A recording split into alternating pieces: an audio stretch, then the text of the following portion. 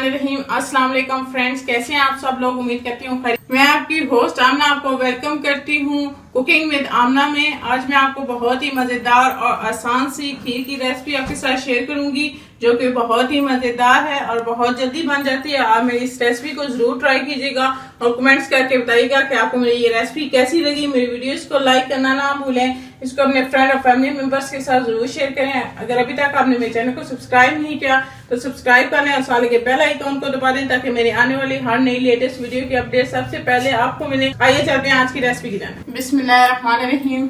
Dub रोटी की खीर बनाने के लिए ये मैंने 4 स्लाइस लिए हैं डब रोटी की और इनको मैंने ग्राइंड कर लिया है। एक पहले हमें चीनी की चाहिए। चीनी आप अपने टेस्ट के हिसाब से कम या ज्यादा कर सकते हैं। ये इलायची पाउडर हमें थोड़ा सा चाहिए। गार्निशिंग के लिए हमें बादाम चाहिए।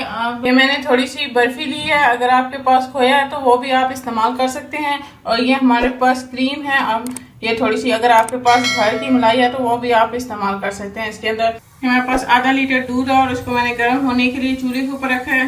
गर्म होगा तो हम इसके अंदर डब रोटी को शामिल कर लेंगे। हमारा दूध गर्म हो गया। अब इसके अंदर मैं ये डब रोटी डाल दूंगी।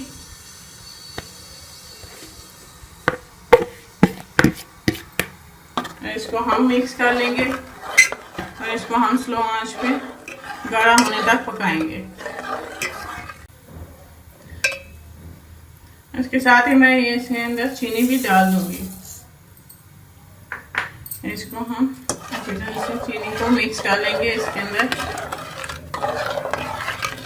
ये बहुत ही जल्दी और मज़ेदार बनने वाली खीर है। बहुत ही मज़ेदार बनती है और बहुत जल्दी तैयार हो जाती है छोटे बच्चों को। ये हमारी खीर थोड़ी गाढ़ी होना शुरू हो गई है तो इसके अंदर मैं ये थोड़े से इलायची पाउडर डाल दूंगी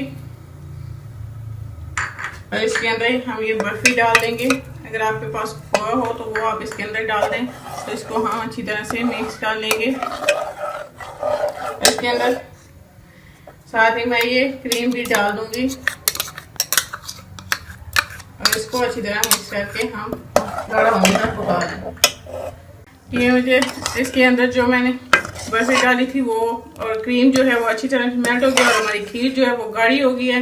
बहुत ही मज़ेदार बनी है। मैं इस चूल्हे को बंद कर दूंगी।